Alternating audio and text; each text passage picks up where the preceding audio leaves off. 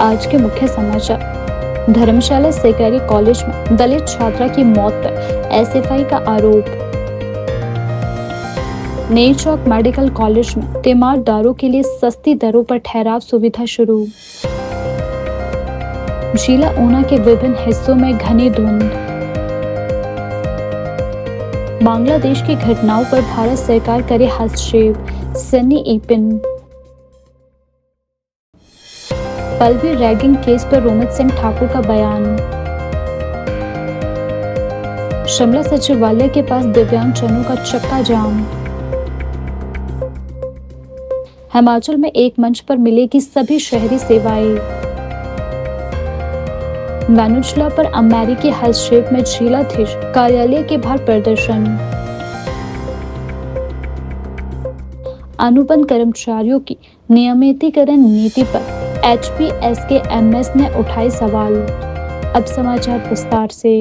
शिमला सचिवालय के बाहर अपनी मांगों को लेकर धरने पर बैठे दिव्यांगजन इन दिनों कड़ाके की ठंड में भी संघर्ष करने को मजबूर है। गुस्साए दिव्यांगों का धरना सोमवार को 70वें दिन में प्रवेश कर गया। इसी क्रम में सोमवार सुबह दृष्टिबाधित जन संगठन ने सचिवालय के बाहर चक्का जाम कर प्रदर्शन किया, जिससे शिमला के आसपास के क्षेत्रों में यातायात बुरी तरह प्रभावित रहा। सुबह करीब 10 बजे से शुरू हुए चक्का जाम के दौरान दिव्यांगजनों ने सरकार के खिलाफ जमकर नारेबाजी की और अपनी लंबित मांगों को लेकर रोष जाहिर किया। प्रदर्शन के कारण सचिवालय की ओर आने जाने वाले वाहनों की लंबी कतारें भी देखने को मिली और आम जनता को भारी दिक्कतों का सामना करना पड़ा।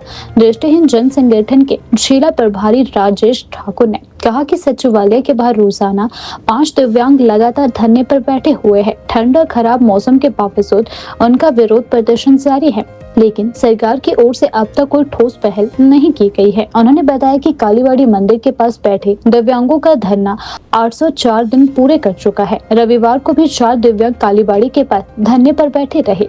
राजेश ठाकुर ने कहा कि दिव्यांगों की समस्याएं वर्षों पुरानी है, लेकिन सरकार लगातार उन्हें नजरअंदाज कर रही है। उन्होंने बताया कि वर्ष 1995 से दिव्यांगों के चतुर्थ श्रेणी के बैकलॉग पद अब तक नहीं भरे गए हैं। नियमों के तहत 1% कोटे में भर्ती का प्रावधान है, लेकिन शिक्षा, वन, लोक निर्माण, जल शक्ति सहित कई विभागों में चतुर्थ श्रेणी के पद खाली पड़े होने के बावजूद दिव्यांगों को रोजगार नहीं दिया जा रहा है। उन्होंने मांग की है कि सभी विभागों में दिव्यांगों के लिए आश्रित चतुर्थ श्रेणी के पदों को जल्द भरा जाए। इसके साथ ही उन्होंने दिव्यांगों को दी जाने वाली पेंशन का वर्तमान 1700 रुपए से बढ़ाकर कम से कम 5000 रुपए करने की मांग रखी। राजेश ठाकुर ने कहा कि दिव्यांगों को बिना किसी शर्त के बीपीएल श्रेणी में शामिल किया जाना चाहिए, ताकि उन्हें सरकारी योजनाओं का लाभ मिल सके। सरकार पे हल्ला बोल, हल्ला बोल, हल्ला बोल। सरकार पे हल्ला बोल, हल्ला बोल, हल्ला बोल। सरकार होश में आओ, होश में आओ, होश में आओ। सरकार होश में आओ, होश में आओ, होश में आओ। होश में आओ, जोश में आओ, जोश में आओ।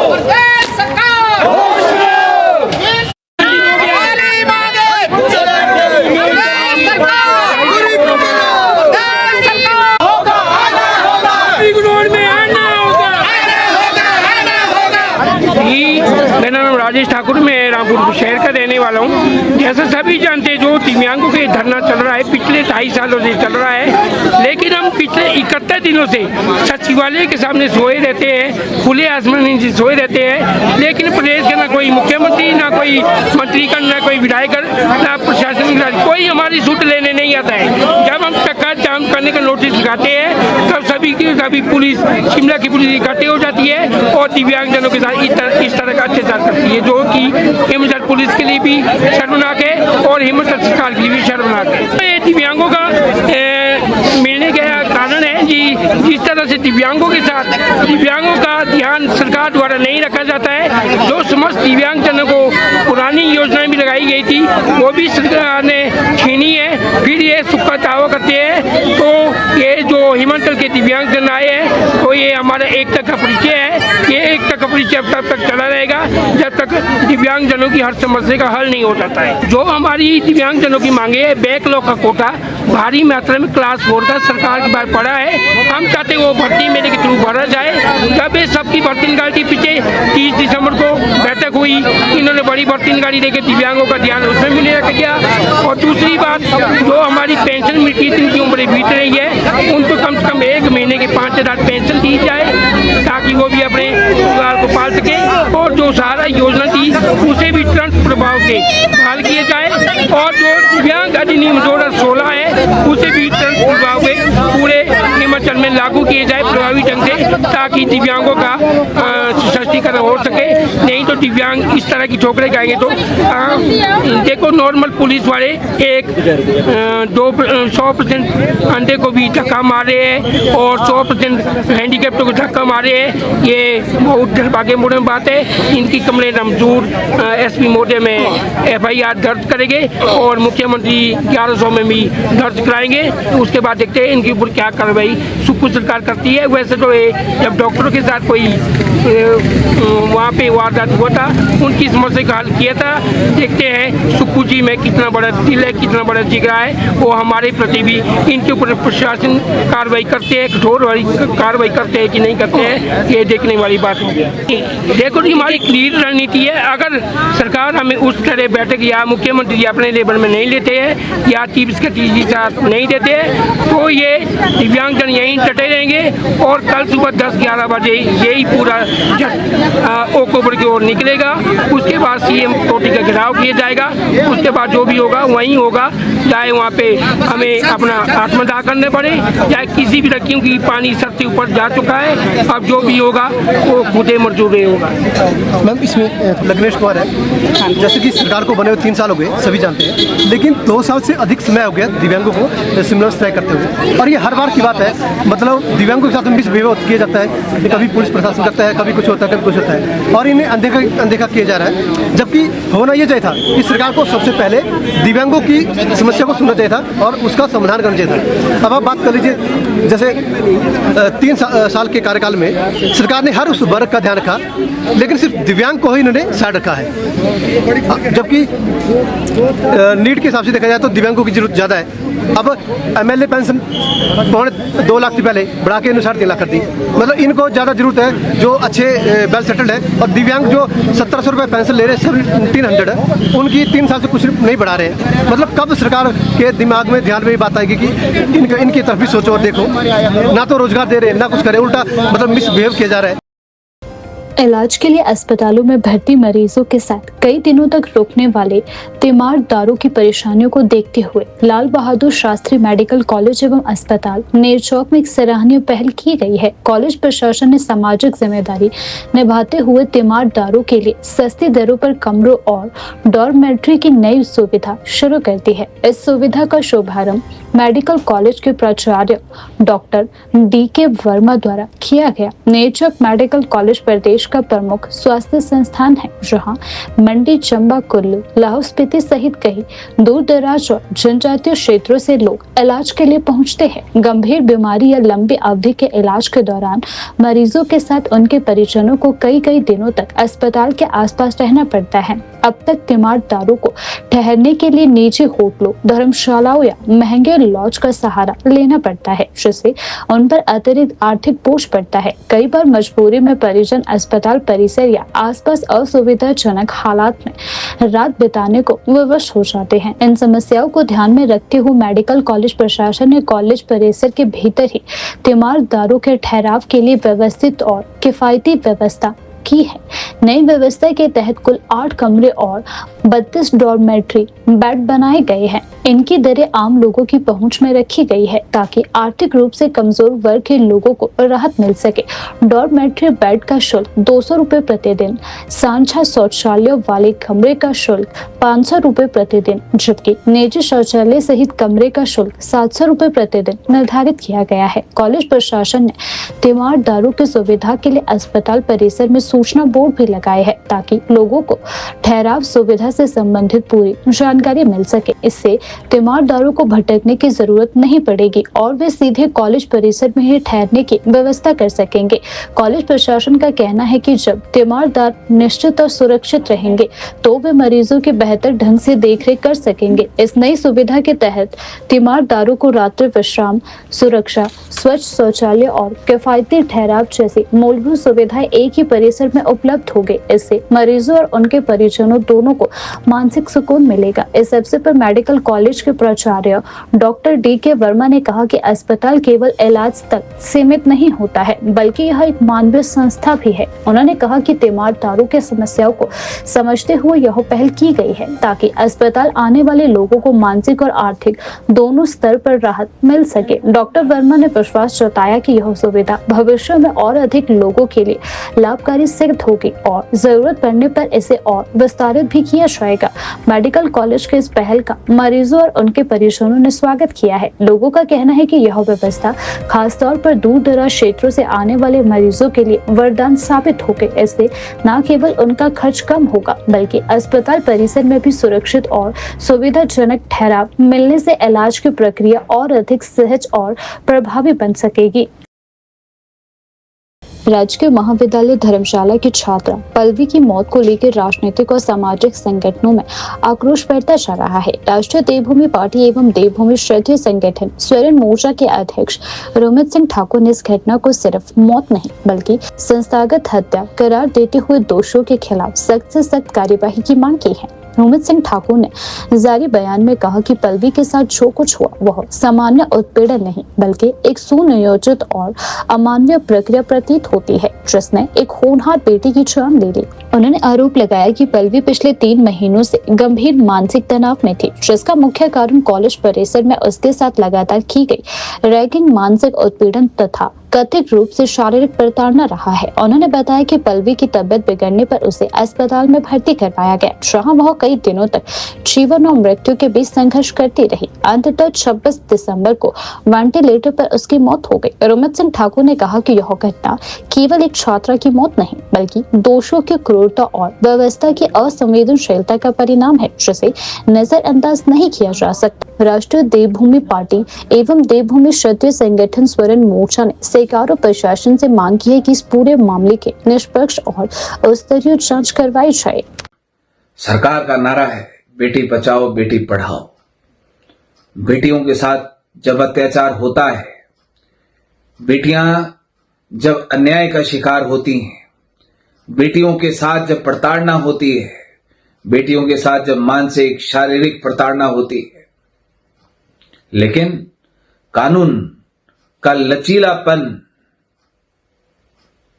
बेटियों को अन्याय की भेंट चढ़ा देता है, प्रताड़ना की भेंट चढ़ा देता है।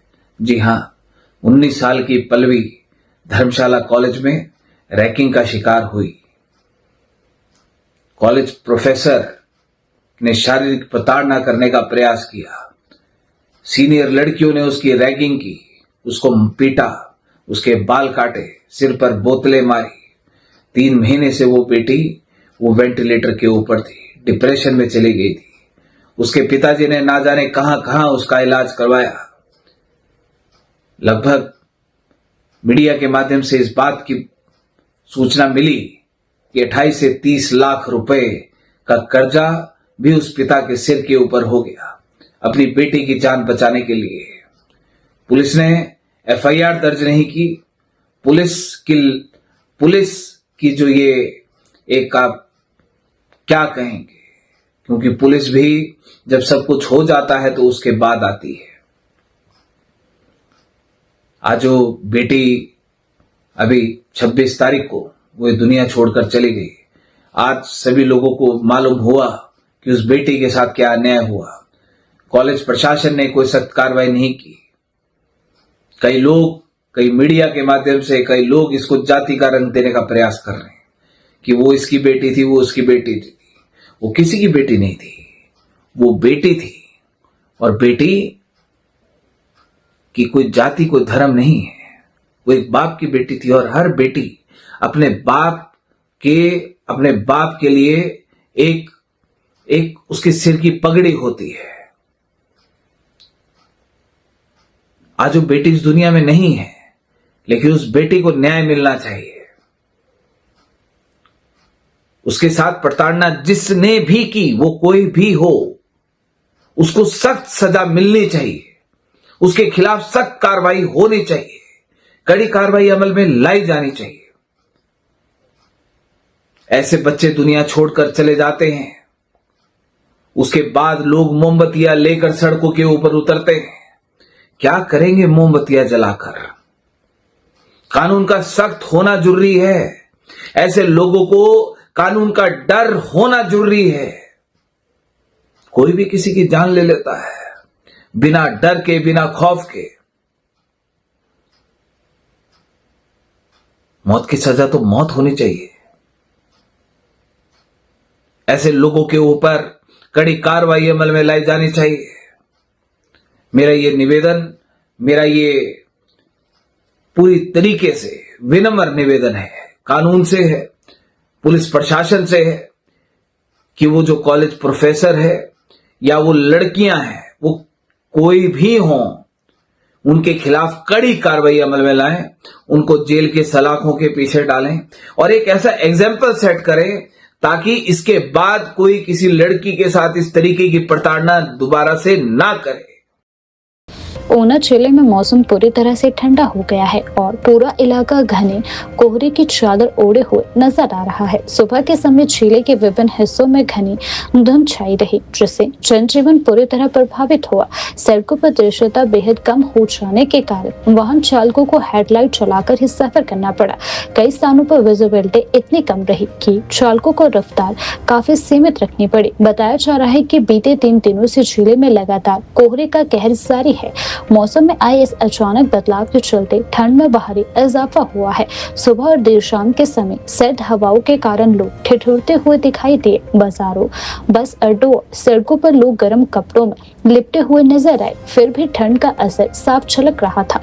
घने कोहरे के कारण सड़क यातायात सबसे अधिक प्रभावित हुआ। राष्ट्रीय और राज्य मार्गों पर चलने वाले वाहनों की गति पर ब्रेक लग गई। वाहन चालकों को न केवल हेडलाइट और फॉग लाइट का सहारा लेना पड़ा, बल्कि सुरक्षित दूरी भी बनानी पड़ी। कई चालकों ने बताया कि धुंध के कारण सामने का वाहन भी ठीक से नजर नहीं आ रहा है, जिससे दुर्घटना का खतरा बनता जा रहा है। मौसम की स्थिति से आम लोगों को जहां दिक्कतों का सामना करना पड़ रहा है, वहीं किसानों के लिए यह कोहरा राहत लेकर आया है। खेतों में फसलों पर ओस की बूंदें साफ दिखाई दे रही है। किसानों का कहना है कि यह नमी गेहूं, सरसों और अन्य रबी फसलों के लिए बेहद फायदेमंद है। कोहरे के कारण जमीन पर पर्याप्त नमी बनी रहती है, जिससे फसलों की पैदावार अच्छी होती है। इसी वजह से किसान इस मौसम को अपनी फसलों के लिए वरदान मान रहे हैं। मौसम विशेषज्ञ के अनुसार तापमान में गिरावट और हवाओं की कमी के कारण कोहरे की स्थिति बनी हुई है। आने वाले कुछ दिनों तक सुबह के समय घनी धुंध छाए रहने की संभावना भी बताई गई है। ऐसे में वाहन चालकों को विशेष सावधानी बरतने की सलाह भी दी जा रही है। कुल मिलाकर जिले में घना कोहरा जहां आम जनजीवन और यातायात के लिए परेशानी का सबब बना हुआ है, वहीं किसानों के लिए यह मौसम खुशहाली की उम्मीद लेकर आया है। ठंड और कोहरे के इस दौर में लोगों से सावधानी बरतने और सुरक्षित यात्रा करने की अपील की जा रही है।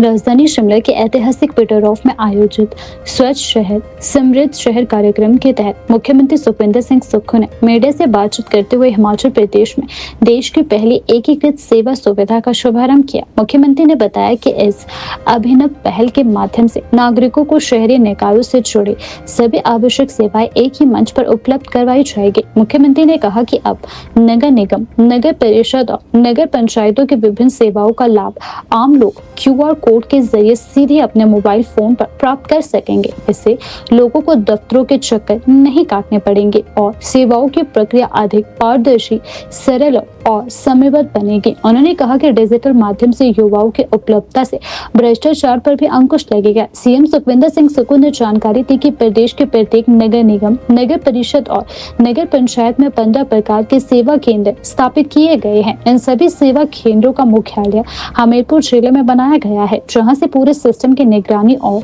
संचालन किया जाएगा। यह व्यवस्था शहरी सेवाओं को सशक्त और सुचारू बनाने की दिशा में एक बड़ा कदम है। आज हिमाचल प्रदेश में देश की पहली सेवा सुविधा का शुभारंभ किया गया है, जिसमें सभी प्रकार की सुविधा जो नगर निगम, नगर पंचायत, नगर परिषद में रहने वाले लोग हैं उनको मिलेगी। और निश्चित रूप से QR कोड के द्वारा, फोन के माध्यम से इन सुविधाओं का उनको लाभ मिलेगा। 15 इस प्रकार के सेंटर हमारे हर नगर निगम और नगर पंचायत में खोले गए हैं और इसका हेडक्वार्टर हमीरपुर जिला में रखा गया है। तो जो सुविधाएं नागरिकों को मिलनी चाहिए, उन सुविधाओं की दृष्टि से हमारी सरकार ने एक महत्वपूर्ण कार्य किया है।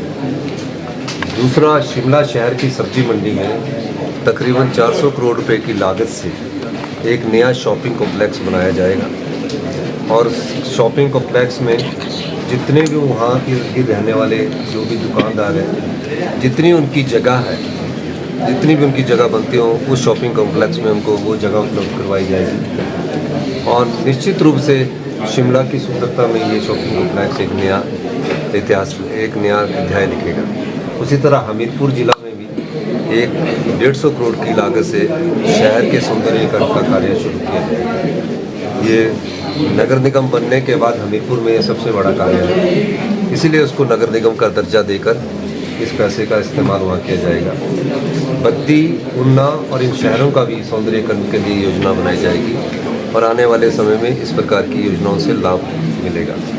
एक और हमने लघु कल्याण योजना शुरू की है, राजीव गांधी लघु कल्याण सुख कल्याण योजना का शुरुआत की है, जिसमें जो छोटे सब्जी विक्रेता हैं, जो चाय बेचने वाले हैं या कोई और कार्य कर रहे हैं, जिन्होंने 1 लाख का लोन लिया था लेकिन वो बढ़कर 2-3 लाख रुपए का हो गया है, उसमें से 1 लाख रुपए ने सरकार ने देने की घोषणा की है। क्योंकि मैंने बजट में घोषणा की थी। पिछले दिनों जब मैं धर्मशाला गया था तो एक बेटी से मिला था, तो मैंने जब उससे बात की तो उस समय उसने कहा कि मेरे पास अभी भी, मैं 1 लाख रुपया तो दे चुकी हूँ लेकिन मेरे ऊपर अभी भी 80,000 रुपये का कर्जा है। तो ऐसे छोटे दुकानदारों को जो नाई की दुकान का कार्य करते हैं, चाय बेचने का काम करते हैं, सब्जी का काम करते हैं, मोची की दुकान करते हैं, उन सब के लोन माफ़ करने की दृष्टि से आज इस महत्वपूर्ण योजना का शुभारंभ हिमाचल प्रदेश में हमने किया है। निश्चित रूप से इसका फ़ायदा उन छोटे किसानों को जो नगर पंचायत में रहते हैं, जो नगर निगम में रहते हैं, जो नगर परिषद में रहते हैं, उनको मिलेगा इस योजना का लाभ, ताकि गरीब के पास भी इस प्रदेश की संपदा का एक हिस्सा जाना चाहिए, उस हिस्से का हकदार वो लोग भी। इसमें हिमाचली बोनोफाइड होना चाहिए, जिसने बेचारे ने सब्जी की दुकान के लिए 1 लाख लोन लिया है और 1 लाख 1.5 लाख हो गया, तो 1 लाख लोन हम दे देंगे और 50,000 वो खुद दे देगा। इस तरह चाय की दुकान वाले ने 1 लाख लोन लिया है और उसका ब्याज सहित 1,80,000 हो गया, तो 1 लाख हम दे देंगे और 80,000 वो अपना दे सकता है। मंडी से अल्पसंख्यक विभाग कांग्रेस प्रदेश सह संयोजक सन्नी एपन ने मीडिया से बातचीत के दौरान अल्पसंख्यकों से जुड़े मुद्दों को लेकर गहरी चिंता व्यक्त की। उन्होंने बांग्लादेश में अल्पसंख्यक समुदाय के लोगों पर हो रहे कथित हमलों की कड़े शब्दों में निंदा की और कहा कि वहां लगातार अल्पसंख्यकों की हत्या की खबरें सामने आ रही है, जो अत्यंत दुखद और चिंताजनक है। उन्होंने कहा कि बांग्लादेश में एक अल्पसंख्यक व्यक्ति की हत्या की खबर अत्यंत निंदनीय है। इससे यह साफ होता है कि वहां अल्पसंख्यक सुरक्षित नहीं है। उन्होंने इस पर चिंता जताते हुए कहा कि भारत जैसे लोकतांत्रिक देश को इन घटनाओं को गंभीरता से लेना चाहिए। उन्होंने प्रधानमंत्री नरेंद्र मोदी से आग्रह किया कि वे इस मुद्दे पर अंतर्राष्ट्रीय स्तर पर अधिक से अधिक प्रयास करें, ताकि ऐसी घटनाओं को रोका जा सके और अल्पसंख्यकों की सुरक्षा सुनिश्चित हो सके। उन्होंने कहा कि यह सवाल उठता है कि हमारा समाज और देश किस दिशा में जा रहा है, जहां जाति और धर्म के आधार पर भेदभाव और हिंसा की घटनाएं लगातार बढ़ती जा रही है। उन्होंने अफसोस जताते हुए कहा कि अल्पसंख्यकों के खिलाफ अत्याचार केवल पड़ोसी देशों तक सीमित नहीं है, बल्कि भारत में भी ऐसी घटनाएं लगातार सामने आ रही है। उन्होंने उदाहरण देते हुए कहा कि हाल ही में क्रिसमस के दिन सेंटा क्लॉज के वेश में एक व्यक्ति पर चाकू से हमला किया गया, जो बेहद दुर्भाग्यपूर्ण है। उन्होंने कहा कि अपने ही देश में अल्पसंख्यकों लोगों पर हो रहे हमले लोकतंत्र और भाईचारे की भावना को कमजोर करते हैं और यह देखकर गहरा दुख होता है। उन्होंने केंद्र और राज्य सरकार से मांग की है कि अल्पसंख्यकों की सुरक्षा को प्राथमिकता दी जाए और दोषों के खिलाफ सख्त कार्यवाही की जाए। उन्होंने कहा कि भारत विविधताओं का देश है और यहाँ सभी समुदायों को बिना डर के सम्मान के साथ जीने का अधिकार है। नमस्कार, मैं बहुत ही दुखी हूँ जो वर्तमान में जो हमारे अल्पसंख्यक जो है लोग बांग्लादेश में मारे जा रहे हैं। आजकल अधिकतर अखबारों में मैं फ्रंट पेज में ही मुझे पढ़ने को मिल रहा है।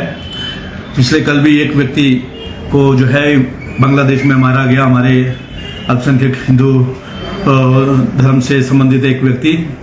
बहुत दुख की बात है।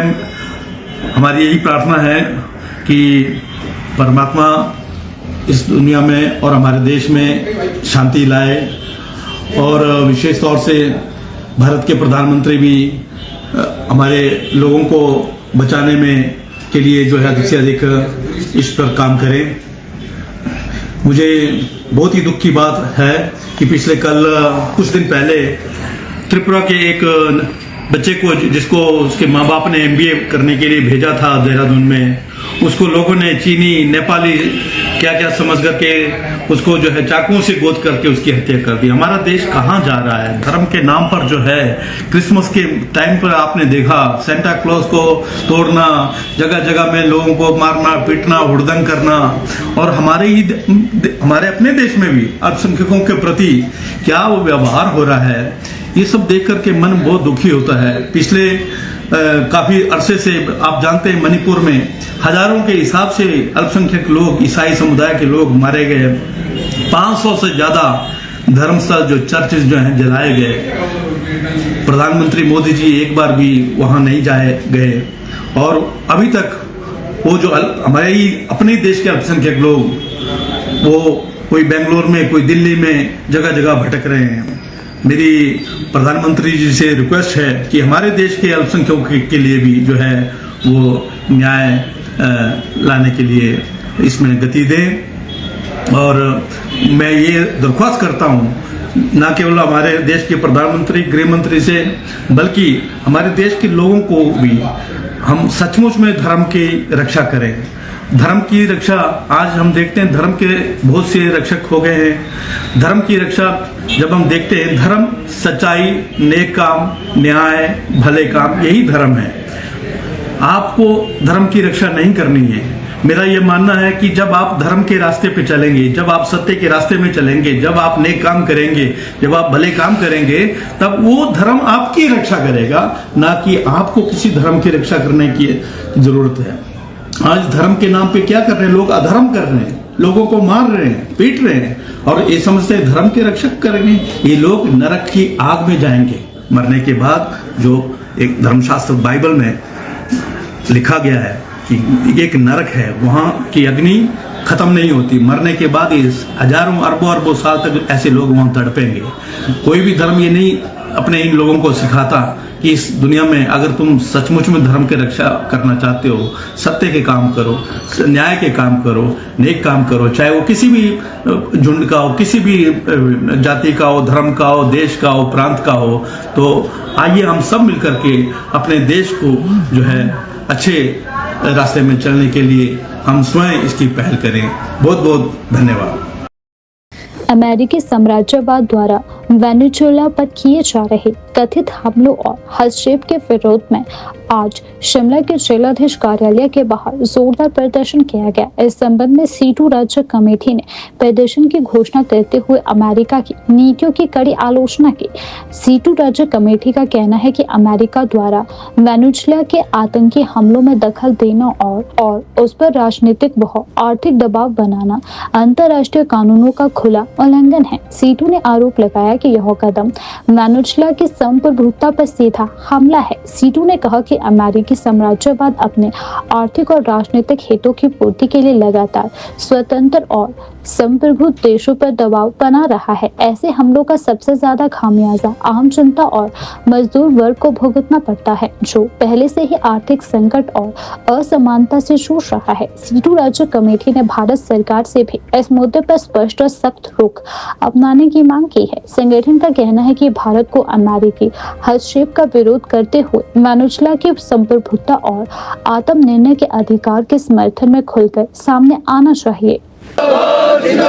समाजवाद जिंदाबाद, जिंदाबाद, जिंदाबाद, समाजवाद जिंदाबाद, जिंदाबाद, जिंदाबाद, राज्यवाद मुर्दाबाद, मुर्दाबाद, मुर्दाबाद, राज्यवाद मुर्दाबाद, मुर्दाबाद, मुर्दाबाद। आज देखिए, आज जो हम यहाँ जिलाधीश कार्यालय के बाहर जो प्रदर्शन कर रहे हैं, ये प्रदर्शन हमारी CITU की जो केंद्रीय कमेटी के आह्वान पर हम इस प्रदर्शन को कर रहे हैं। और ये प्रदर्शन इस बात को लेके किया जा रहा है कि अभी जो 2-3 दिन पहले अमेरिका द्वारा वेनेजुएला पर 3 जनवरी को जो लगभग 150 विमानों के साथ हमला किया और बमबारी की, और उसके साथ साथ जो वेनेजुएला के चुने हुए राष्ट्रपति और उनकी पत्नी को गिरफ्तार करके अमेरिका ले गए, उसकी हम कड़े शब्दों में निंदा करते हैं और उसके खिलाफ आज हम प्रदर्शन कर रहे हैं। असल में अमेरिका ने जो ये वेनेजुएला पर हमला किया है, इसके पीछे जो उद्देश्य है वो उद्देश्य है वेनेजुएला के अंदर जो दुनिया में सबसे ज़्यादा तेल के भंडार है, लगभग 303 अरब जो बैरल तेल के भंडार है, सोना है, तांबा है, एल्युमिनियम है, स्टील है, लोहा है, तो जो खनिज है उस पर कब्जा करने की मंशा से और वेनेजुएला की जो राजनीतिक आर्थिक स्वतंत्रता है उसको गुलाम बनाने की साजिश जो है अमेरिका ने की है, जिसकी हम यहाँ पर निंदा करते हैं, उसके विरोध में प्रदर्शन भी कर रहे हैं। असल में जब हम देख रहे हैं कि आज अमेरिका पूरी दुनिया के जिस तानाशाही के साथ आक्रामक हमला कर रहा है, वो पूरी दुनिया के लिए अपने आप में खतरा है और हमारी जो अंतर्राष्ट्रीय शांति व्यवस्था है उसके लिए भी एक खतरा पैदा कर दिया है, और इसलिए ये जो प्रदर्शन हम कर रहे हैं। और दूसरी तरफ जो अगर हम देखते हैं कि जो इस वेनेजुएला पर कब्जा किया है और हमला किया है, उसका जो प्रभाव है हमारे देश में भी पड़ने वाला है। हम लगभग वेनेजुएला से 1,76,000 बिलियन का आयात करते हैं, जिसमें तेल हमारा मुख्य है और दूसरे खनिज भी हम आयात करते हैं। जब अमेरिका के कब्जे में चले जाएंगे तो वो अमेरिका उनके टैरिफ लगाकर उसको महंगा करेगा और वो सारी चीज़ें हमारे देश में महंगी मिलेगी और महंगाई मिलेगा हमारे देश में। तो हमारा जो आज मानना है कि एक तरफ जब दुनिया में अमेरिका के खिलाफ आवाज़ उठ रही है, ये जो अमेरिका द्वारा वेनेजुएला पर हमला किया जा रहा है, उसको कब्जा करने का प्रयास किया जा रहा है, उसकी संप्रभुता को खतरा पैदा कर दिया है, परंतु हमारा देश की जो सरकार है, जो हमारी केंद्र की मोदी के नेतृत्व वाली सरकार है, आज तक एक भी शब्द जो है उसने अमेरिका के खिलाफ नहीं बोला है। इससे पहले अमेरिका ने हमारे देश पर टैरिफ लगाया, आर्थिक प्रतिबंध लगाए, उसके ऊपर जुर्माना लगाया और पूरी दादागिरी वो हमारे देश के साथ भी कर रही है, और मोदी सरकार खुलकर अमेरिका के खिलाफ नहीं बोल रही है। तो हम कहना चाहते हैं कि अमेरिका के खिलाफ हमारी सरकार जो वेनेजुएला पर हमला किया है उसके खिलाफ खुलकर बोले, और जो साम्राज्यवाद है जो पूरी दुनिया के अंदर जो कब्जा करना चाहता है उसके खिलाफ वो खुलकर हमारी सरकार भी बोले। अब हम इस धरने के माध्यम से जो मांग करना चाहते हैं वो मुख्य है कि वेनेजुएला का जो राष्ट्रपति और उनकी पत्नी जिनको गिरफ्तार करके आज की जो खबर है कि उनको जेल में डाल दिया हुआ है, तो हम कह रहे हैं कि उनको तुरंत रिहा करें। वेनेजुएला से अमेरिकी सैनिकों को तुरंत वहाँ से वापसी की जाए और उनकी वेनेजुएला में अमेरिकी सेना का दखल जो है बंद किया जाए, और इसके साथ साथ जो है वेनेजुएला की जो राजनीतिक स्वतंत्रता और आर्थिक स्वतंत्रता बहाल की जाए, और हमारे देश की जो सरकार है वो सरकार खुलकर जो है जो अमेरिकी साम्राज्यवाद जो हमले किए गए उसके खिलाफ बोले। हम इसी के विरोध को लेकर जो है ये धरने प्रदर्शन हमें आज कर हिमाचल प्रदेश संयुक्त कर्मचारी महासंघ HPSKMS ने हिमाचल प्रदेश के अनुबंध कर्मचारियों की नियमितीकरण नीति पर गंभीर आपत्ति जताई है। महासंघ ने कहा कि वर्तमान नीति के कारण हजारों अनुबंध कर्मचारियों को अनावश्यक देरी और भेदभाव का सामना करना पड़ रहा है, जो संविधान के समानता के अधिकार का उल्लंघन है। महासंघ ने बताया कि 2 दिसंबर 2023 से पहले प्रदेश सरकार एक कैलेंडर वर्ष में 2 बार मार्च और सितंबर माह में 2 वर्ष की सेवा पूरी करने वाले अनुबंध कर्मचारियों को नियमित करती थी। इस व्यवस्था से कर्मचारियों के बीच समानता बनी रहती थी और नियुक्ति की तिथि के आधार पर होने वाले भेदभाव को काफी हद तक कम किया गया था। लेकिन 2/12/2023 को जारी अधिसूचना के बाद नीति में बदलाव कर नियमितीकरण को वर्ष में केवल एक बार, वह भी मार्च माह तक सीमित कर दिया गया है। इसका सीधा नुकसान उन कर्मचारियों को हो रहा है जिनकी नियुक्ति अप्रैल या उसके बाद हुई है। ऐसे कर्मचारियों को 2 साल की सेवा पूरी करने के बावजूद लगभग 3 वर्ष तक नियमितीकरण का इंतजार करना पड़ रहा है, जबकि फरवरी और मार्च में नियुक्त कर्मचारियों को तुरंत इसका प्रभाव मिल जाता है। है भारत सरकार से पैसा आएगा या हमारा अगला जो हमारा वित्त आयोग आने वाला है, उस वित्त आयोग में 2026 का उसमें हम स्थिति बेहतर होगी तो हम कर्मचारियों की अदायगी करेंगे, उनकी देनदारी देंगे। तो बार बार जब ये बात आती है तो हमारा ध्यान इस तरफ जाता है कि अगर भारत सरकार ही हमारा जमा किया पैसा या हिमाचल सरकार का जमा किया पैसा दे दे तो हमारी कुछ न इसमें कुछ राहत हमें मिलेगी। और राजनीतिक विषय न इसको राजनीतिक विषय न समझे, ये कर्मचारियों की जो देनदारी है उससे इसका जरूर हल होगा। ये चाहे कोई भी कर्मचारी है, किसी तरह कर्मचारी है, ये कर्मचारियों का हक भी है। और दूसरा बड़ा मामला जो हमने आज भी संयुक्त कर्मचारी महासंघ के उससे जो है आज माननीय मुख्यमंत्री को दिया है, सरकार तक पहुंचा है, उसमें कर्मचारियों की रेगुलेशन का मामला है। पहले भी कर्मचारियों की रेगुलेशन साल में 2 बार होती थी। अब कुछ समय से आपने देखा होगा 2 सालों से कर्मचारियों की रेगुलेशन एक ही बार हो रही है, 31 अप्रैल के स्टेटस को लेके। और फिर अभी मुझे 3-4 दिन से लगातार फोन आ रहे थे मुझे और वर्मा जी को कि भाई हम अप्रैल में के बजाय मई में रेगुलर हो रहे, 2 साल पूरी हो रही है, किसी के जुलाई में 2 साल पूरे हो रहे हैं। तो उनका ये चिंता थी कि अगर सितंबर वाला जो रेगुलेशन का एक पीरियड था पहले उसको बहाल करे तो हमारे जो है 3 साल नहीं लगेंगे। यहाँ तक कि हम तो इसमें ये भी मांग कर रहे हैं कि हमने पत्र के माध्यम से मुख्यमंत्री से आग्रह किया कि जब जब कर्मचारियों के 2 साल होते हैं तो मंथली बेस पे उसको वैसे ही उसको रेगुलर किया जाए, ऐसे उसको रेगुलर माना जाए। ये भी हमने इसमें डिमांड की है। मैंने आपको उसको जो हमारा मीडिया ग्रुप है उसके माध्यम से वो चिट्ठी जो हमने माननीय मुख्यमंत्री को दी वो भी आप तक मैंने प्रेषित कर दी है। और 2-4 और इश्यूज जो हमारे हैं, बड़े इश्यूज है, उसको लेके जो कर्मचारियों के थे। बाकी फिर मैं एजुकेशन डिपार्टमेंट के कुछ स्पेसिफिक इशू जो बड़े ज्वलंत इश्यूज है उस पर मैं आपके समक्ष चर्चा करना चाह रहा हूँ। एक तो मैंने पे कमीशन की आपकी बात की, दूसरा हमने एक बहुत बार, क्योंकि मेडिकल बिल्स हमारे कर्मचारी रिटायरी हमारे बैठे अब रिटायर हो गए, हमारे जो साथी थे हमारे, क्योंकि रिटायरी भी हमारा इस संगठन का हिस्सा है, रिटायर्ड कर्मचारी है चाहे रिटायर्ड टीचर्स है। तो जैसे मेडिकल बिल्स की माननीय मुख्यमंत्री ने भी कहा कि अदायगी कर दी जाएगी, या इन सर्विस टीचर है उनके मेडिकल बिल है, कुछ और है। तो हम बहुत टाइम से मांग करें कि कैशलेस हेल्थ स्कीम्स क्यों ना सरकार लागू करे। उसमें क्या है कि उसमें सरकार का बर्डन भी कम हो जाएगा, क्योंकि हर आदमी जबरदस्ती ऑपरेशन के लिए जाएगा नहीं, वो कोई अपनी चीर फाड़श तो करेगा नहीं। जब उसको जरूरत होगी तो ही वो ऑपरेट होगा या उसको दवाइयों की जरूरत होगी तभी उसको कैशलेस हेल्थ स्कीम का फायदा होगा और डायरेक्ट उसको जो है उसको रिलीफ मिलेगा। और बाकी जो जिस तरह का इसमें जो सरकार का और खर्चा बढ़ रहा है तो वो भी उसमें कम हो जाएगा। तो हम एक मांग कर रहे हैं कि कैशलेस हेल्थ स्कीम को सरकार कर्मचारियों के लिए लागू करे। और हर पे कमीशन में जो क्या होती है एक ऑप्शन एक्सरसाइज करने की एक उसमें एक आती है कि कर्मचारी ऑप्शन एक्सरसाइज कर सकता है, उसको रिवाइज करने का एक ऑप्शन आती है। एक ऐसी नोटिफिकेशन हुआ करती है हर बार कि आप मेडिकल ओपन करना चाहते हैं कि फिक्स रखना चाहते हैं।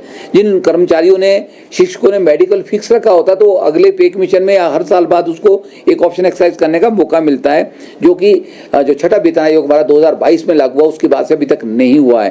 क्योंकि कुछ कर्मचारियों को जो है बीच में कोई क्रॉनिक डिजीज हो जाती है या बच्चों को प्रॉब्लम हो जाती है, उनका दवाइयों का खर्चा बहुत ज़्यादा होता है, तो वो चाहते हैं कि मेडिकल ओपन हो जाए तो उनको उससे राहत मिले।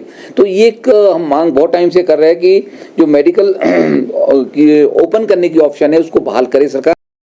Student Federation of India SFI Himachal Pradesh राज्य कमेटी ने धर्मशाला के एक सरकारी कॉलेज में अनुसूचित जाति से संबंध रखने वाली छात्रा के साथ हुए कथित जातिगत भेदभाव और यौन उत्पीड़न के बाद हुई मृत्यु पर गहरा शोक व्यक्त किया है। SFI ने इस पूरे मामले को संस्थागत हत्या करार देते हुए शिक्षा व्यवस्था और पुलिस प्रशासन को बराबर का जिम्मेदार ठहराया है। SFI राज्य कमेटी द्वारा कहा गया है कि धर्मशाला के सरकारी कॉलेज में पढ़ने वाली उक्त छात्रा को अपने ही शिक्षण संस्थान में अध्यापकों और सहपाठियों द्वारा लंबे समय तक जाति आधारित भेदभाव का सामना करना पड़ा। संगठन का आरोप है कि छात्रा को लगातार मानसिक और यौन उत्पीड़न झेलना पड़ा, जिसके चलते उसकी मानसिक स्थिति गंभीर रूप से बिगड़ती चली गई। बिगड़ती हालत के चलते उसे अस्पताल में भर्ती कराया गया, जहां वह 2 महीनों तक डॉक्टरों की देखरेख में रही और अंततः उसकी मृत्यु हो गई। SFI ने कहा कि यह घटना शिक्षा व्यवस्था की गहरी विफलता को उजागर करती है, जिन शिक्षण संस्थानों की जिम्मेदारी समानता, गरिमा और सुरक्षा सुनिश्चित करने की होती है, वहीं संस्थान के एक दलित छात्रा के लिए अपमान और उत्पीड़न का केंद्र बन गए। संगठन का कहना है कि संस्थान और प्रशासन की संवेदनहीनता, लापरवाही और जातिगत पक्षपात के कारण यह दुखद घटना घटित है। नमस्कार साथियों, मैं सनी सिक्टा SFI हिमाचल प्रदेश स्टेट सेक्रेटरी। साथियों, अभी हाल ही के अंदर जो है एक बेहद शर्मनाक और समाज को जो है शर्मसार करने वाला मामला धर्मशाला के कॉलेज के अंदर आया है, जहां पर अभी 5 दिन पहले एक छात्रा की जो है मौत हुई है। मामला क्या है कि 2 महीने पहले जो है उसके साथ कास्ट के नाम पे जो है डिस्क्रिमिनेशन कैंपस के अंदर किया जाता है और एक प्रोफेसर द्वारा जो है उसके साथ छेड़छाड़ करने की कोशिश की जाती है, जिसके चलते पिछले कुछ महीनों से लड़की जो है, वो जो छात्रा है, वो कॉलेज के अंदर नहीं जा पा रही थी। इस मामले की जांच और करते हुए उस लड़की के पेरेंट्स ने जब कंप्लेंट देने की कोशिश पुलिस स्टेशन में की, तो उस लड़की की जो है कंप्लेंट भी जो है पुलिस स्टेशन में जो है दर्ज नहीं हुई, ना ही उसकी FIR को जो है नोट किया गया। इसके साथ साथ जब वो लड़की डिप्रेशन के दौरान अपने उपचार हॉस्पिटल के अंदर करवा रही थी, उसी उपचार करते वक्त जो है अभी पिछले 5 दिन पहले जो है उसकी मौत हुई है। SFI जो है इसका कड़ा विरोध करती है और ये मांग कर रही है कि उन दोषियों को जो इसके अंदर संलिप्त है, उन्हें जो है कड़ी से कड़ी सज़ा मिलनी चाहिए। किसी भी समाज के लिए यह घटना एक बहुत शर्मनाक घटना है। इससे पहले भी जो है कई एजुकेशन इंस्टीट्यूशन के अंदर जो है हमने इस तरह के मामले जो है देखने को मिले हैं।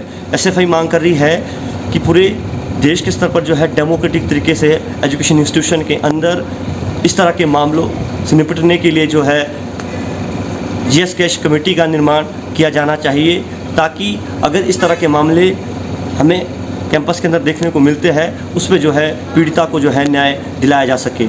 इसके साथ साथ आज हम इस चीज़ को महसूस कर रहे हैं कि आज समाज के अंदर जो है छात्रा भी जो है सेफ़ नहीं है, स्टूडेंट भी कोई सेफ़ नहीं है। जिस ज्ञान के मंदिर में एजुकेशन इंस्टीट्यूशन में प्रोग्रेसिव सोच को डिवेल्प करना था, आज जो है इस तरह रेग्रेसिव सोच जो है आज वहाँ उन एजुकेशन इंस्टीट्यूशनों के अंदर जो है पैदा हो रही है। इसके खिलाफ भी जो है मिलकर आने वाले समय के अंदर जो है लड़ने की ज़रूरत है। और SFI फिर से एक बार मांग कर रही है कि उस छात्रा को जिसके साथ ये उत्पीड़न हुआ है, जातीय भेदभाव हुआ है, उसके दोषियों को जो है कड़ी से कड़ी सज़ा मिलनी चाहिए और उसके कंप्लेंट को जल्द से जल्दी पुलिस दर्ज करे, FIR को दर्ज करे और जल्द से जल्द जो है इस मामले की जो है जांच करें। नहीं तो आने वाले समय के अंदर SFI पूरे उस छात्रा को न्याय दिलाने के लिए जो है पूरे छात्र को हिमाचल प्रदेश के अंदर लामबंद करेगी और उसके लिए जो है न्याय के लिए लड़ेगी। इनकलाब जिंदाबाद, छात्र एकता जिंदाबाद।